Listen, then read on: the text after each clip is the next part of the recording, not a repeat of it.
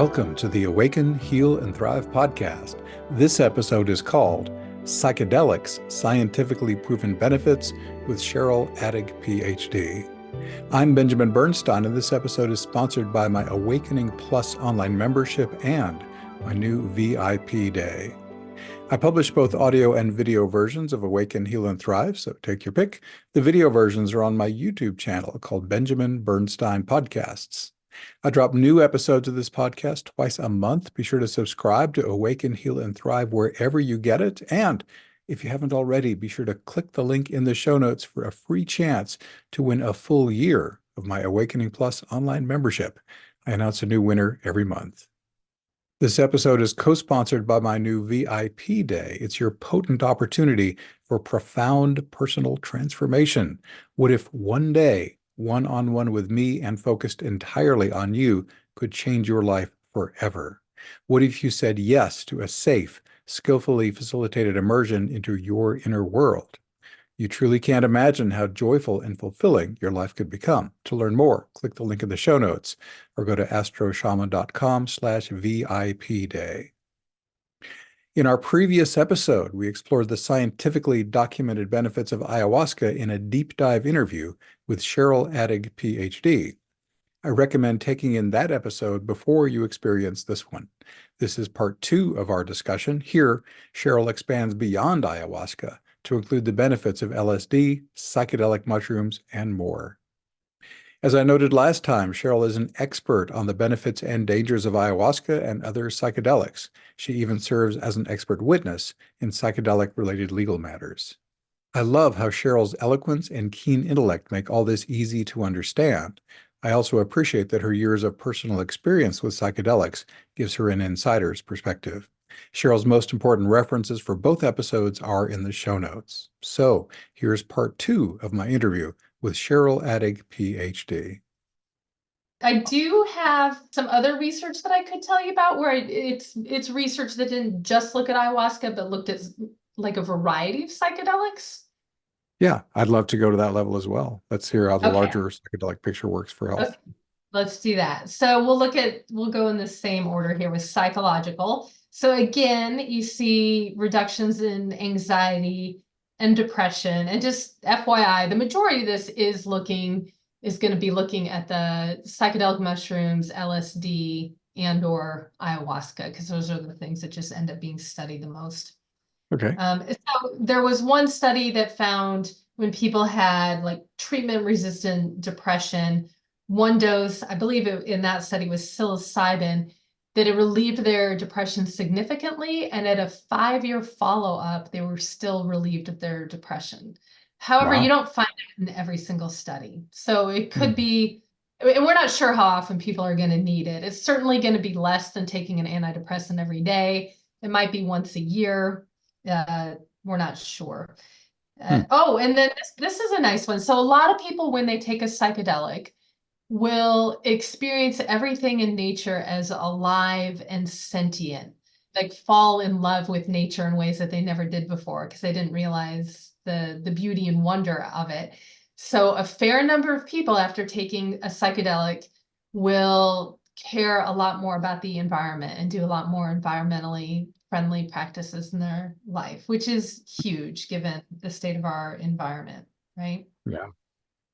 And then this is a big one, right? So not everybody's, the vast majority of the research has shown that when people have a profound mystical or spiritual, specific type of spiritual experience on a psychedelic, that is usually what leads to healing of anxiety, depression, and these other, and reduction in substance abuse. However, they're starting to look more at other explanations, right? Because there's other ways that it might be healing as well, even though that seems to be the most significant factor. And one of the things is neuroplasticity, right? So when you're born, you're a little baby and you have all these neurons and connections in your brain, billions of them. You can go and learn piano and make new roads in there, and you can go and learn Russian. And then I don't know, if by the time you turn 25, you want to pick up Spanish, it's going to be a lot harder for you to learn it because you have pathways, you have roads that are set down. It's not as fluid. So neuroplasticity is the ability for your brain to change, to learn new things, and to heal if it's been injured, like you drank too much or you fell off your bike or something, that it can heal. So neuroplasticity is a really significant factor in your mental health. And then when you don't have it, it often correlates with mental disorders. In depression, people are taking the same road again and again and again. Everybody hates me. Mm. Everybody hates me. I'm a failure. I'm a failure. In anxiety, rigid thinking patterns. Something bad's about to happen. Something's bad about to happen. Substance abuse. I don't feel good. I'm going to go for the substance that I think. It's these rigid thinking patterns. And when people take a strong dose of a psychedelic, it increases the entropy. And so the ability to go down all the little country roads instead of just the highway is expanded, and the different brain parts connect in ways that they weren't connecting significantly before.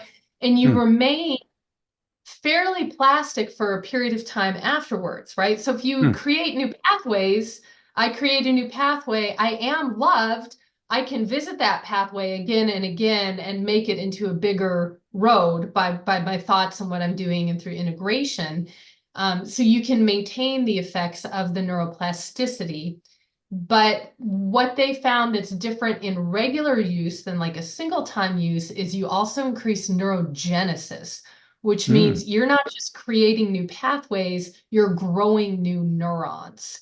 And the neurons you're growing maybe have more dendrites on them. They're healthier. It's really contributing in a significant way. So neurogenesis, when you've got, the more of it you have, the more that you can continue to learn better, right? And what's interesting too is, right, so in research studies, they usually want to use synthetics. That way you can dose somebody precisely. You can give Mm. everybody the same dose, based off of their weight.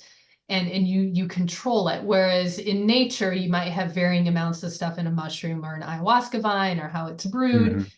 Mhm. But they're finding that there's benefits to having some of the natural things, right? So like in Paul Stamets talks about in psychedelic mushrooms, there's something called the entourage effect, right? So where it's not just the psychedelic component, but these other elements that are in it pull together to create more neuroplasticity. And it's the Mm. same thing with ayahuasca. The harmine and the harmaline, right, that are not the psychedelic components, they both contribute to stimulating neurogenesis. Ah. I can also mention that they found in the Native American church that a lot of people are healed from substance abuse disorders, and they stay healed long term. So that's another great benefit. Oh, And and they then use this one, peyote, right? Yeah, peyotes. Usually they're sacrament, although some of them are now using San Pedro when they're having a hard time getting enough peyote. There's a lot of Okay. competition and it's slow growing, but they both have mescaline, so it's a little bit of overlap. A lot of the research into personality over the years shows when you're young, it changes a lot. As you get older, it doesn't change very much. Unless like you get divorced or you experience a trauma or something, you can become more withdrawn. But one of the big findings a little while back at Johns Hopkins that and it's been replicated at a couple places, that when somebody has a strong dose of a psychedelic, they feel safe, they have good music, and they have a mystical experience, a powerful spiritual experience, they are much more likely to be more open afterwards than they were before, and the effect is sustained at least 1 year later. So when you're Hmm. more open, this means, hey, I don't go to Myrtle Beach every year for my summer vacation. I go to different places. When I read books, I don't just read one author. When I eat, I don't just eat Italian. So it's to experiences, ideas, all kinds of things. And the more open people are, the more they tend to be exploring, learning, and cultivating wisdom. So it's a big deal. And ironically, it not only do the psychedelics make people more open, especially if they have that mystical experience, that openness then contributes to better psychedelic experiences, right? So when people are on a powerful psychedelic and they're open, they're in the flow, they're like, oh, that looks scary, but I'll explore it anyway. They tend to not have really negative experiences. They tend to learn a lot. Bringing curiosity to the experience sort of opens it, whereas fear closes it and makes it worse. So this openness long term is contributing to better psychedelic experiences. And Hmm. then again, like we saw with the ayahuasca, you get increased agreeableness, you're nicer to people, extroversion, you actually enjoy other people a little bit more than you used to. And unlike the study I mentioned before, you get more self-directedness, right? Oh, and you also find increased creativity. I actually saw a wonderful talk by a man who's a astrobiologist. He looks at how life is formed in the universe. And Hmm. I wish I could remember who he was at the moment, but he just gave one example. He came up with his theory of life on Earth coming from a volcano rather than the ocean on a psychedelic. And it's the prevailing theory now. And it was on the cover of Hmm. Science magazine and all this stuff. So Wow. it's not just that you're thinking more creatively, people can apply it to their work and discoveries.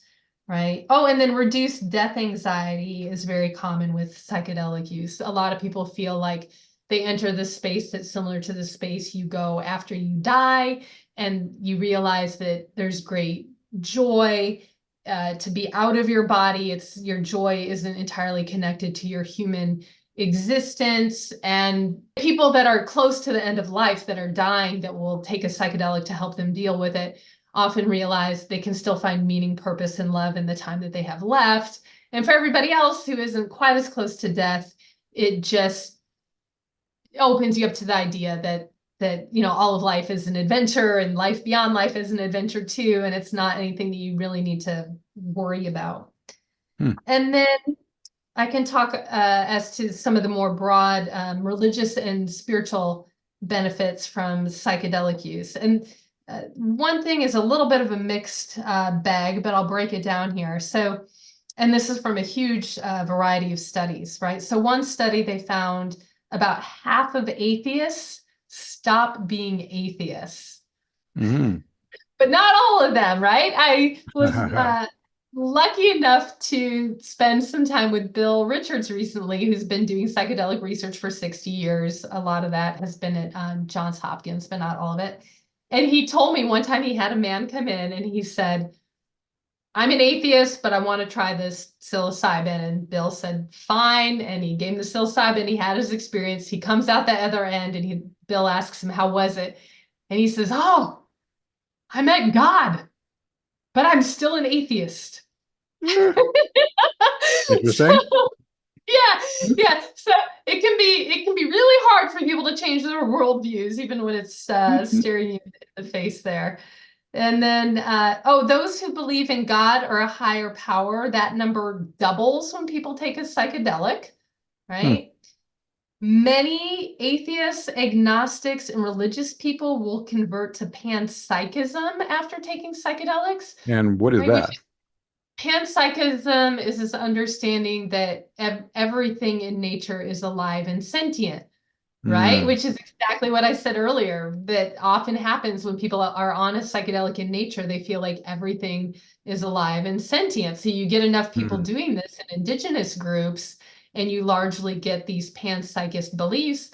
But you get Westerners taking psychedelics, and they often will become panpsychists as well because they're, talking to rocks and things like that. Hmm. So they just have to deal with it. A number of people will, once they start taking psychedelics, turn to Buddhist, Hindu, and New Age spiritual traditions. So a lot of people find that they don't want to just have these profound spiritual experiences periodically. And most of the people in the United States who use psychedelics in a spiritual or religious way identify themselves as spiritual but not religious, which are the people most inclined towards these traditions.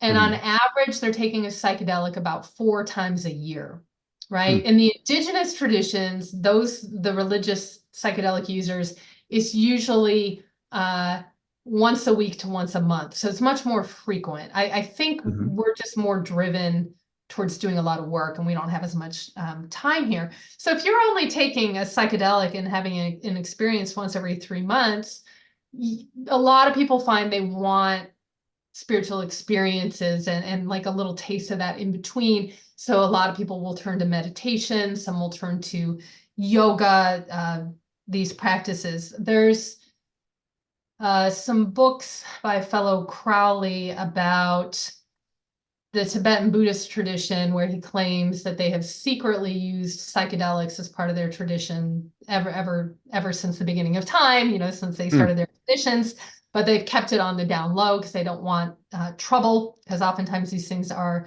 illegal. But in the Tibetan Buddhist tradition in particular, psychedelics have been used to enhance their meditation practices, and their meditations have been used to enhance their psychedelic experiences. So the two things can really go hand in hand. So a lot of people, find themselves in both traditions.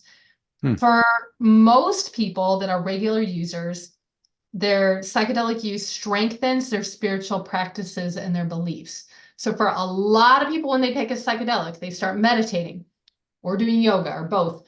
But about half of people a month later will just lose the gusto and stop doing those practices, right? Whereas the people that are doing a psychedelic once a week or once a month will get that little reminder like, hey, remember this magical place? Don't you want to come visit here? Oh, yeah, I like that place. I think I'll take up meditation again. So you find more sustained spiritual practices, right? So there's some people who worry that psychedelics are a crutch to spiritual experiences, right? That you're not going to do the other stuff if you're doing it. But the reality is that for most people, it's more an inspiration to have a regular spiritual practice so that you can reach similar states without being dependent on a substance that might kind of knock you out for a few hours, right? Yeah, and the changes in these worldviews and religious beliefs most commonly occur when people have a powerful mystical experience or encounter God or an entity on one of these psychedelics. There's a study, it hasn't quite come out yet. There's been a few sort of leaks, but a few years back, it was Bill Richards, Roland Griffiths, Tony Bossis, and a couple others from Johns Hopkins, New York University, gave psychedelics to clergy, right? Christian, Jewish, and Muslim clergy that were psychedelic naive. I think they each got 2 doses, spaced out, and they wanted to see how it would change them, right? And in the next couple of months, I'm told they're hoping to be publishing this study finally. They've had some issues around it. But in the meanwhile, some of the people have spoken out about it, right? So there was a Jewish man who took it, and he felt like a lot of people say, it's like all religion is the same when you take a psychedelic. It's all the same spiritual experience. And he's like, no, Judaism is attached to a story, a place, a people, and it does violence to that. And so he started a group called, I think it's Shiva, but it's for Jewish people who take psychedelics because he believes it's powerful. He just doesn't like the way the mainstream is doing it. And then there was a pastor in there that took it and felt like instead of caring so much about the meaning of the things in the Bible, he cared more about the rituals at the church and more about the particular people in the church. And he started a group called Laguerre, where he's trying to introduce other like Christian leaders to doing psychedelics. And so what's really interesting is you take people that have dedicated their whole lives to religion and spirituality, and this adds something and it changes them, right? Just like there was one classic study on the religious use of psychedelics. It's called the Good Friday Experiment. It took place in the 1960s at Marsh Chapel.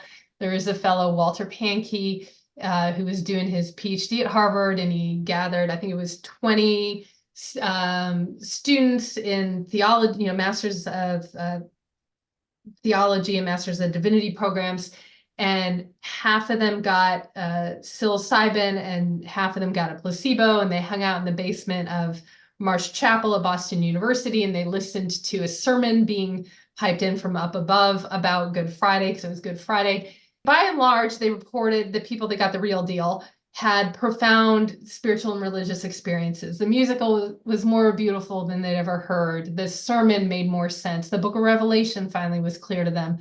All these things. And of course, the people with placebo knew they didn't have they didn't have the real thing. They were kind of bummed and kind of distracting. Well, 30 years later, when Rick Doblin, who I'm sure many of you know, is the one who started MAPS and is working to legalize the use of MDMA to treat PTSD and is having a bit of a struggle at the moment. But when he first wanted to study psychedelics, it was illegal and he couldn't study it. But he figured what he could do is track down the people who took it 30 years prior when it was still legal and interview them. And he was able to find almost all of them, and they were willing to participate. And one of the biggest questions he had for them was, look, you dedicated your life to being a pastor, to being a missionary, like all this religious stuff. How do you look back now at that psychedelic experience you had? And almost every single one of them said it's still the most profound, life-changing spiritual experience that I've ever had in my life. Wow. So these things are just huge in terms of what they do for people's religious and spiritual lives. Yeah. Oh, and then this is kind of another point about meditation here. So I've already mentioned it inspires a lot of people to meditate. It also increases the depth and frequency of meditation, right? So sometimes when people are learning to meditate, they're not very good at it and it's discouraging and they don't know how to be completely in the moment and stop the mind wandering. But on a psychedelic, if that person does the same meditation on the psychedelic, it's a lot easier for them because their mind, remember, has all this entropy and it's more fluid and you're not in your same thinking monkey mind habits. And so in that fluid space, you can meditate. This is how the Tibetan Buddhists would learn to meditate. They would take their psychedelic and be with their teacher and practice the meditation. And in learning to do it on the psychedelic and then coming out the other side, people don't have the same blocks. It's like they've been down the road that brings them to that space. So it makes it a little bit easier to find even without it, right? And then this is beautiful too. So I talked about that relationship of when you take a psychedelic, you become open. And then when you become open, you have a better psychedelic experience. It's the same thing with meditation. So when people take a psychedelic and they become inspired to meditate, the more they meditate, the better their psychedelic experiences are, right? They're more inclined to have deeply spiritual experiences that increase their religious faith. And the meditation also helps people to integrate. And I've heard from a few different people too that meditation has also been used on a psychedelic, right? So if somebody's starting to have a really difficult experience in their body or in their mind, that they'll do breath work or different types of meditation and kind of hone their mental energy out of that negative space. And it not only stops the negative experience from happening, but it transforms it into a really beautiful experience.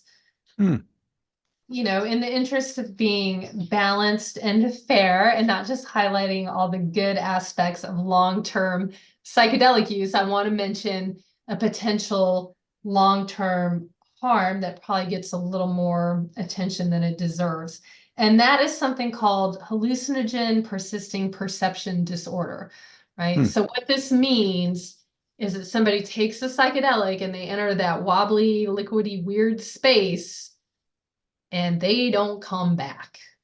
They're just there. No matter how much they try to come back, they enter something. It may not even be as clear as a psychedelic state, but more like a psychotic state where they're confused, where they can't function, where they have fear, this prolonged psychosis. Now, there can be a mild form of this where after a person takes a psychedelic, they periodically see and feel things a little differently, like they're on a psychedelic, and people love that. They're like, I got more for my money than I thought I was getting. Like this is great. I get to revisit this space.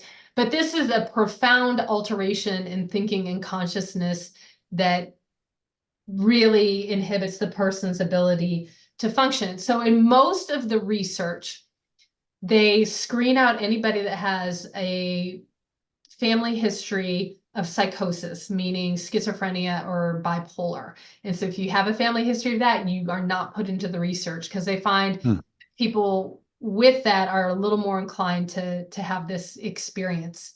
Hmm. Uh, I attended a talk recently at Emory where a fellow had a different line of thinking. And his line of thinking was that so many people who take psychedelics also consume cannabis, and cannabis has a much stronger link with psychosis, right? Hmm. So, like in teenagers who use a lot of cannabis, they're much more likely to grow up and develop schizophrenia, right? And Huh. so, yeah, so this researcher suggested maybe it's not the psychedelic at all that's causing it, but because we're just looking at what happens to people naturally, maybe it's the co-occurrence of them using cannabis. So that's another idea. Hmm. Um, Another explanation for this is it's not the chemical that you take into your body, the DMT, that trips something, but that when you have a profound experience on a psychedelic, somebody might remember being sexually abused as a child and it's their beloved uncle, and that realization, that memory being brought to the surface could be a traumatic experience in and of itself that then triggers this psychotic episode. When it comes to research, they really try to avoid people with these proclivities because they don't want problems. I have heard people like Bill Richards say, or I think he wrote it in his book, Sacred Knowledge, that he thinks the people who have these psychotic breaks were inclined to have them at some point anyway, Hmm. right? Because there's something in them genetically or from their past or something that makes them prone to have it. And that this is just hastening it and it's bringing up something. And if you have the container to deal with it, they can be institutionalized, they can be medicated, they can get therapy, they have family support. If they have the proper container to get them through, that it can be a positive thing. The real trouble is if this happens to somebody unexpectedly and they don't have the appropriate resources, people can really, really, really suffer. And it's a very rare thing that happens. And I mean, it never happens when you screen for bipolar and schizophrenia. Hmm. Yeah. Okay, good to have that warning in place. Yes. So is that all your research that you wanted to talk about? That is the extent of the research that I've got for you. Wow, I feel so blessed. It's like it's Mhm. Christmas time, just wow, it's such a wealth of information about, and obviously nothing is without some potential downside, but from what you've said, it appears that the scientific, work that's out there is vastly saying the benefits of use of ayahuasca and psychedelics generally way outweighs the potential harm for most people, For, for with the contraindications you've mentioned. Yeah. Yeah, and there's a couple different groups that have started exploring more how bad trips negatively impact people, right? Bad Hmm. trips meaning you feel really sick in your body, you have negative emotions, deep grief, anger. Some people just get in mind loops where they keep thinking the same things. It can take a lot of different forms and seeing like what predisposes people, right? And so we know that people can have those, and for some people they end up in therapy, they end up suicidal. It can be really, really severe, but there's ways of avoiding those things, right? So there Hmm. was one study where they combined a small amount of MDMA either with LSD or with psilocybin mushrooms, and Hmm. that got rid of bad trips. But that's a little tricky. But for a lot of people, it's being able to be in the moment, to do breathing, to go with the flow, to show up rested, to be, physically, mentally healthy and as well as you can be, showing up to that experience and going with the flow and Hmm. returning to your breath or getting in your body and out of your mind if you're having trouble. So there's ways of working at it. And the majority of people who've had bad trips say that they still want to continue their psychedelic use because the good outweighs the bad. Not everybody, Mhm. but most people. And there's a lovely paradox. The worse the bad trip is, the better people feel afterwards, right? Huh. So if you just have the worst, like Albert Hoffman, right? When he took a huge dose of LSD and his neighbor looked like a witch and things were melting and his ego dissolved and he was terrified. It was horrible. The next morning he woke up and everything was like glittery and pretty and shiny and happy, and the world had never been Hmm. so beautiful, right? So we call this like the afterglow. So a lot of people will have an afterglow for a few days to a week after taking a psychedelic, where they're optimistic and everything seems a little more beautiful and they're more mindful. Well, there's a much bigger afterglow when you've had a really difficult experience. And it could be that you have, because you have extreme entropy with a bad trip, that you have more entropy remaining, but at levels that make you happy because you're being more creative and novel. Or it could be the fact that you're no longer in hell. And so it's over, I survived, and that makes you feel happy, right? It's probably some combination of these things. And of course, you have the issues with psychedelics being illegal, and you've got if you don't know where it's coming from, if it's tainted with something potentially harmful, and Hmm. you've got Yeah. issues of dosing. People who do things by themselves tend to get in a lot more trouble than people that have a sober person with them that can, hold their hand if they're going through a rough time, or help them to the bathroom if they can't move, or, once in a blue moon, people have jumped off balconies and cliffs and died. Not super common, but if you got a friend, they can probably tackle you before you do something that's stupid. Even Bill Richards has a story in his book about being at Johns Hopkins. A well-screened participant was on psilocybin, and all of a sudden the man gets up and is going to run out of the room, and Bill Richards just tackled him and took him down. And apparently he was having a vision of like a very scary snake or something and had to get out of there. Huh. Yeah. So there are negatives, there are dangers, but in people who know what they're getting, are living in Colorado or places where things are legal, and working with people that are experienced, and visiting Arrowwood and learning all they can learn. Yeah, a lot of the risks can really be mitigated. Wow. I've very consciously refrained from throwing in my own personal experiences. There were over a dozen, many times as you were talking, I said, "Oh, I've experienced that too. Yeah, I've had that benefit." But I wanted this episode to be about the scientifically documented proof, not just my own anecdotal experience. But now that you've laid out the data, I will say that pretty much every positive benefit you have mentioned, I have personally experienced. I can check mark almost every single thing you say that ayahuasca and psychedelics are helpful for. I have had that benefit and continue to have it, which is why I continue to do ceremonies every month with Yeah, ayahuasca.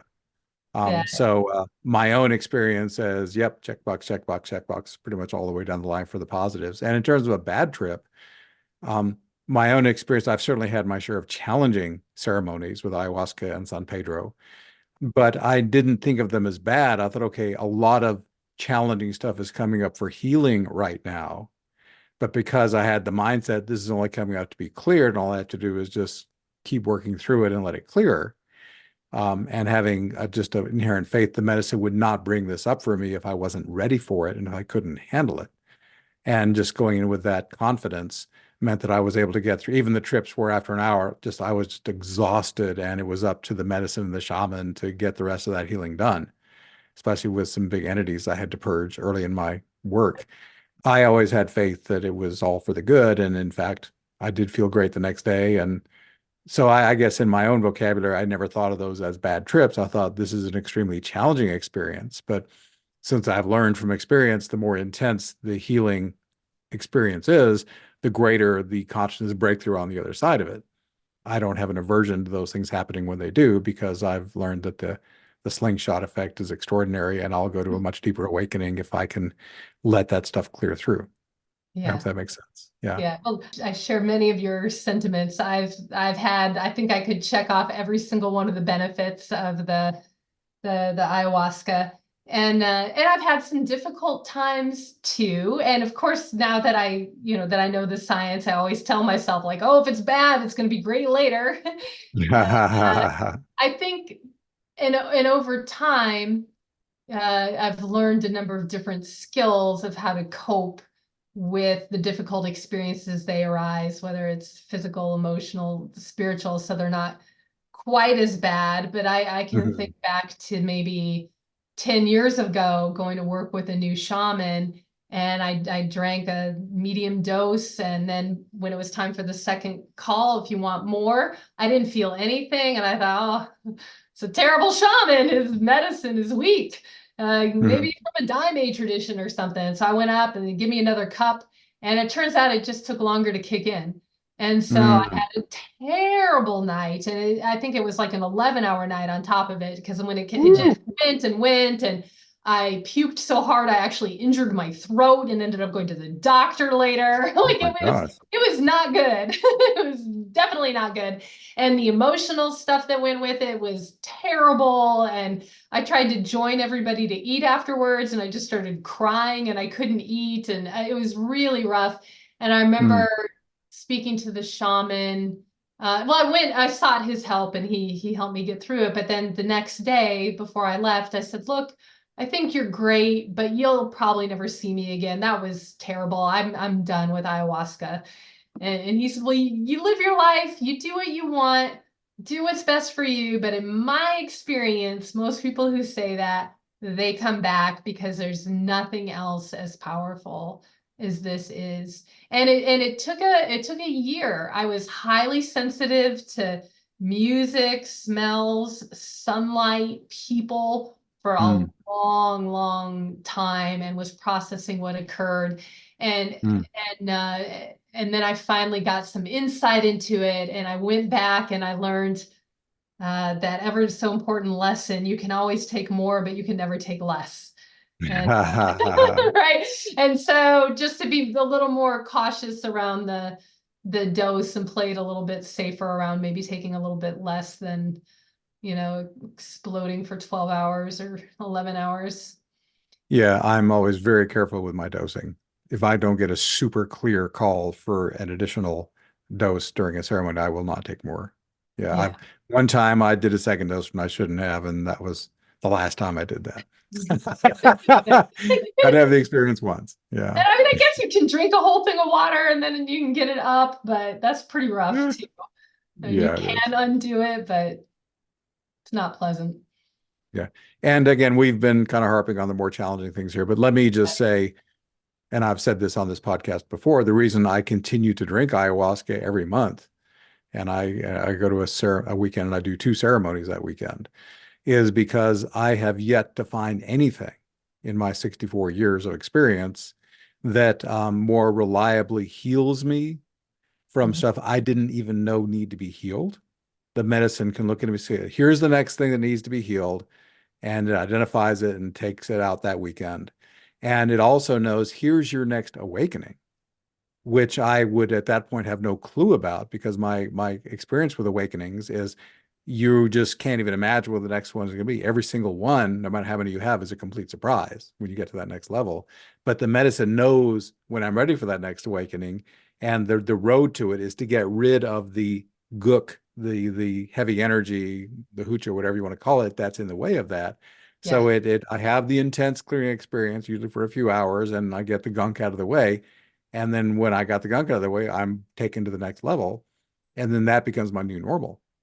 Yeah. You were talking about some of the persisting benefits. I mean, when I wake up in the morning every day in my bed, I am already in a profound altered state. I could lay there happily for quite a while and just be in absolute bliss.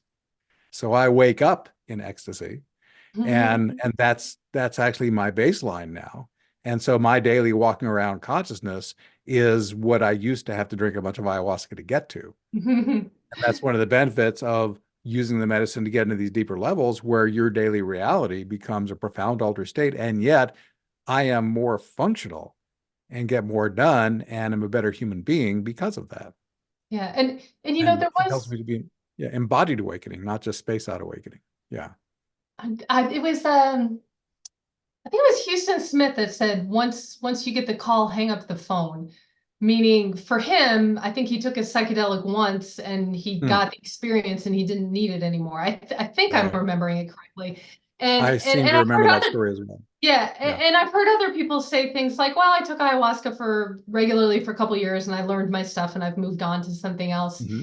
And I think from what I've read and my own experience, there's always a benefit. There's always something to learn, something to explore, something Hmm. to remember, some relationship to heal, some new thing a new challenge that comes up in life, needing more direction. And I've even found that if I get, the dreaded underdose, or I'm so tired that I fall asleep on the medicine, or just Hmm. I don't know, have a not terribly insightful night on the medicine for whatever reason, that the after effects of the increased neuroplasticity and the afterglow, I feel more connected to nature and more mindful and more inspired to do my spiritual practices and more connected to others. And I can see why there's people in these Brazilian, churches doing it 8 times a month, right? I don't Hmm. know how they find the time, but and it's just so profoundly positive across the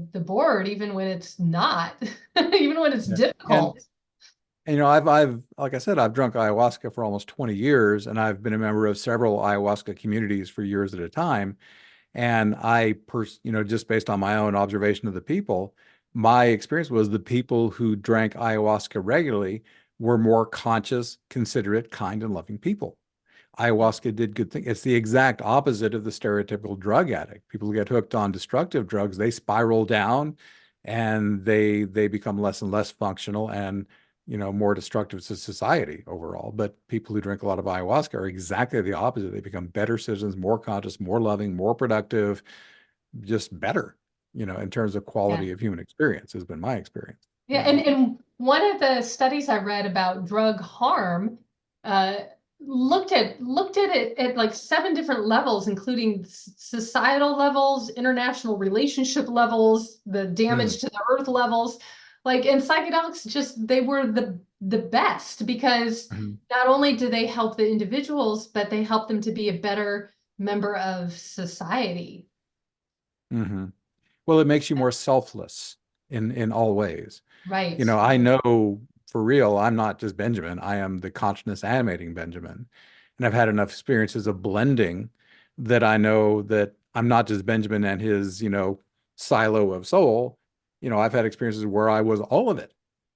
And it's like the famous story attributed to the great guru Ramana Maharshi. One of his followers apparently asked him, "Oh, great guru, what do we do about all those other people?"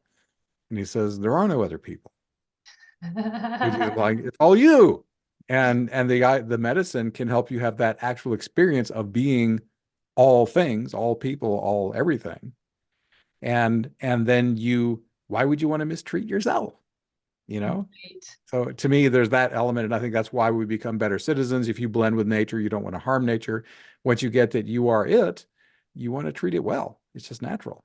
And the more mindful and aware and in the moment you become, the easier it is to become one with whatever. Looking at a sunset, being with people. I even one of my most, maybe not one of my most profound, but a very profound spiritual experience was provided to me by the folks at Disney.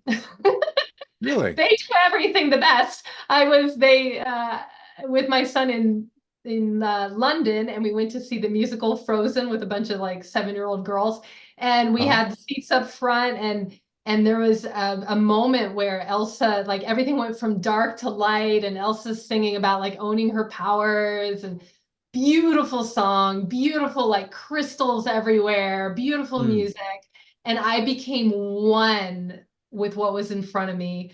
And like it Oh. was this overwhelming like joy, awe, happiness. It was incredible. And it was Mm. through, I think it was because we were in the front. I don't think Ha you ha get that ha. when you're back in the balcony, but that ability to become, one, especially with beautiful things, which is why we're Mm. drawn to beautiful things, is so much more magical than being this, just somebody taking a picture of something. Yeah, I agree. Wow. Well, I'm feeling a sense of closure coming. Indeed. And I cannot thank you enough, Cheryl, you've been such an amazing guest and you've given us so much information to think about and absorb. And of course, I'll link to all the most important stuff in the show notes. Any final thoughts you'd like to share before we wrap it up here? I always enjoy speaking with you. I'm usually on the learning end. It's nice to be on the teaching end once in a while and sharing. Thank you so much for having me here and all the good work that you're doing in the world with this, your spiritual teachings. Well, thank you. And again, you really went the extra mile for this. I wasn't expecting that you would, I thought you already knew a bunch, but you actually did extra research. You made a summary of everything and you sent me before we did this. You really went the extra mile to help make this a great episode, which it definitely has been, in my opinion. So thank you again, Cheryl. You've been an awesome guest, and thank you for bringing so much great information to those who are interested in this stuff. Oh, you're most welcome. Thank you for having me. As I mentioned, this is the second of two episodes featuring Cheryl. If you haven't already listened to the previous episode where she focuses on ayahuasca, I highly recommend it. Check the show notes for her most important references from both episodes. Big thanks once again to Cheryl for sharing her insights with us. Also, in my breakthrough book, Learn How Easy It Can Be to experience spiritual awakening within seconds just by requesting it from your higher self, quickly and permanently heal a serious challenge, even one that's caused you years of physical, emotional, or mental suffering by delegating the work to your inner healer. Call in any kind of energy you want, anytime you want it. Heal and bless others simply by calling it in and being a hollow reed, and thrive in a new normal of harmonious living, enhanced intuition, joyous fulfillment of your responsibilities, and bliss. You can do all this and more with the instant divine assistance invocations. This book gives you everything you need to master them. Plus, you get free access to guided recordings and other valuable online support that will speed up your personal evolution. For more than 13 years, these IDA invocations have dramatically improved thousands of people's lives. Isn't it time you also experienced how quick and easy spiritual awakening, healing, and so much more can be? The 15-word title of my #1 bestseller is Instant Divine Assistance, your complete guide to fast and easy spiritual awakening, healing, and more. If you'd like to listen, my audiobook is free if you're not yet an Audible member. Instant Divine Assistance is also available as an ebook, paperback, and hardcover. Click a link in the show notes to check it out on Audible or Amazon, or read it in Kindle Unlimited. Also, Awakening Plus is my online membership where you can awaken, heal, and thrive easily, quickly, and affordably. Would you like to speed up your healing and awakening as part of an uplifting community of dedicated awakeners like you? Then check out Awakening Plus, the online membership that can put your personal transformation into high gear.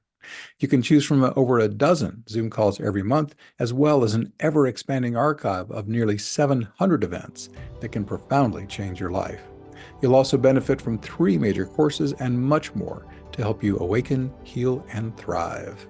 To find out more, click the link in the show notes or visit awakeningplus.com. That's awakeningplus.com.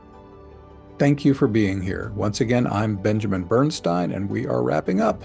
Please leave me a 5-star rating, review, or comment wherever you're getting this episode so that others can also awaken, heal, and thrive. And be sure to click the link in the show notes for a chance to win 1 free year of my Awakening Plus online membership. Thanks again for spending this time with me. I wish you infinite blessings.